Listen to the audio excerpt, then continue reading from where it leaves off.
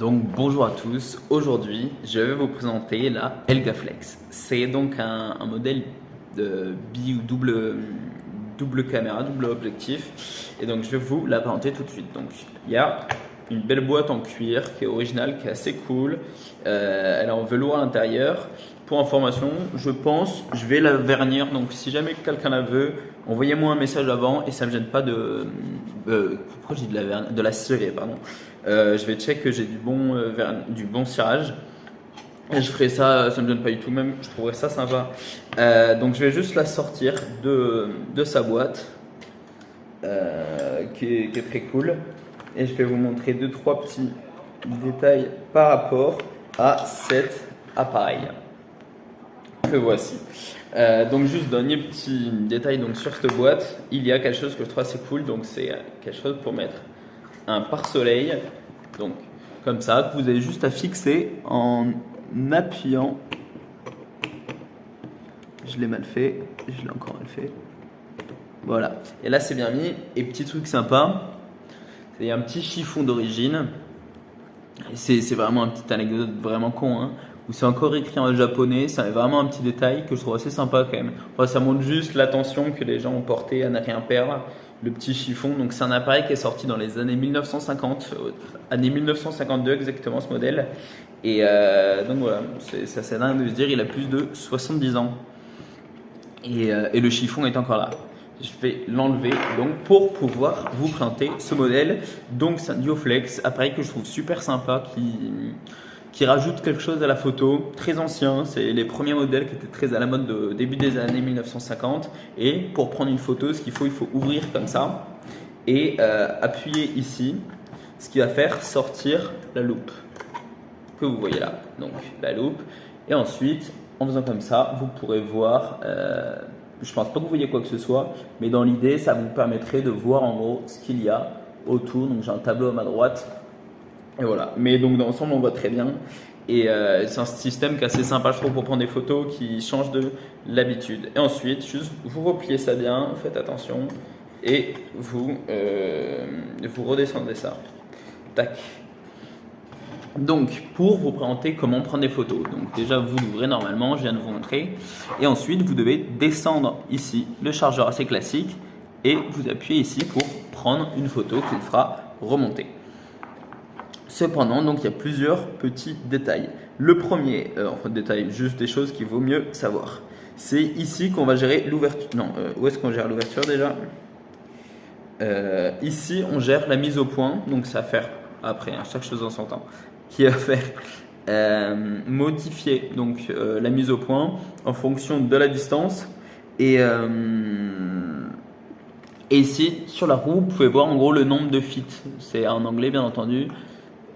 Et en fonction de quelle distance, quel ajustement il faut faire. Donc, ensuite, ici, ça va être pour l'ouverture. Donc, je vais essayer de vous montrer ça en mettant en B afin de pouvoir. Non, si on va en B, tac, oui, on voit. Donc, normalement, vous devez voir l'intérieur de l'appareil. J'espère que vous pouvez le voir. Je vais le mettre de côté. En fait, c'est assez galère. Ouais, je galère un petit peu. Bon, je dois. Tac. Et on refait. Donc, je suis désolé, c'est assez compliqué. Essayer de faire des bonnes vidéos, c'est pas simple. Donc là, non, on pouvait le voir que ça se modifie bien. Et voilà, bon, j'espère que vous avez pu voir. Donc, et ensuite, ce qu'il faut bien vérifier, c'est que ça s'ouvre bien à toutes les vitesses. Donc là, il y a une, mais aussi aux vitesses les plus importantes, et ça va jusqu'à 200. Ce qui n'est pas choquant quand c'est l'âge qu'elle a. Il n'y a rien d'étonnant. Donc, ensuite, ça c'était les premiers points à voir. Est-ce qu'il y a d'autres choses, des petits détails? Ah si, il y a quelque chose qui est sympa, c'est un retardateur. Et ça, c'est quelque chose, d'ailleurs, je suis assez encore étonné de comment il marche encore. C'est un vrai miracle, honnêtement. Et donc, quand on appuie, tout simplement, il y a le retardateur qui va se remonter petit à petit. Et vu qu'il est vieux, je pense il est censé faire 10 secondes de base. Je pense qu'on est plus vers les 13. Vous voyez, voilà. Et la photo est prise. Donc ça, c'est les points basiques par rapport à la photo. Ici, vous avez quelque chose donc, pour brancher, je pense, un flash. Pour brancher un flash ou peut-être une prise de photo à distance. Je ne peux pas vous dire lequel des deux c'est. Et ensuite, ici, on peut voir il y a une petite place rouge tout simplement pour voir l'évolution du film et quand est-ce qu'on peut prendre une photo. Donc je vais maintenant vous montrer l'intérieur. Pour aller à l'intérieur, il faut simplement décaler ceci et ensuite on peut l'ouvrir. Donc une fois que c'est ouvert, je vais vous montrer l'intérieur. Tac. J'allais dire très bon état. En très bon état, enfin c'est juste que c'est âgé, donc forcément ça va moins briller que à l'origine.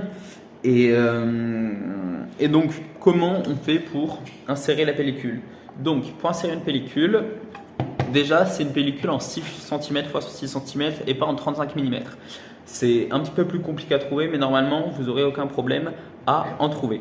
Mais l'avantage, je sais que moi je préfère ce modèle là. Ça fait des photos carrées qui rendent super bien et vraiment j'adore ce format. Donc vous devrez juste tirer ici, mettre votre pellicule, vous tirez le bout et vous allez ensuite venir l'insérer à l'intérieur de ceci. Et vous allez donc faire un premier petit tour pour voir que tout s'enroule bien. Et ensuite vous allez tout simplement la fermer, descendre ceci, remettre ça à sa place et enrouler. Et là, normalement, ça devrait s'enrouler, tac, tac, tac. Et donc, vous regarderez à l'intérieur à quel moment il faudra s'arrêter. Donc, une fois que vous avez fait ça, normalement, il faut tourner plus encore. Hein. Il faut check, bon, voilà. Et une fois que vous avez fait ça, donc vous pouvez recharger et prendre vos premières photos. Et voici. Donc je pense que j'ai fait le tour concernant cet appareil. Si vous avez la moindre question, n'hésitez pas à me contacter. Ah non, juste petite précision, je l'ai amené donc chez un réparateur qui a pu donc nettoyer tout ce qui est intérieur. Et donc vous allez voir que l'intérieur est en parfait état, ce qui est assez cool. Et donc enfin il a tout dégraissé ou je sais pas trop ce qu'il a fait pour que ce soit nickel à l'intérieur. C'est un mec au Japon qui s'y connaît super bien. Et donc voilà. Donc si vous avez la moindre question, n'hésitez pas à me contacter. Je vous répondrai avec plaisir et je ferai de mon mieux pour répondre à vos problèmes. Et voilà. Donc ce sera bien sûr fourni avec la housse et avec le petit pare-soleil. Et voici. Donc bonne journée à vous et profitez bien.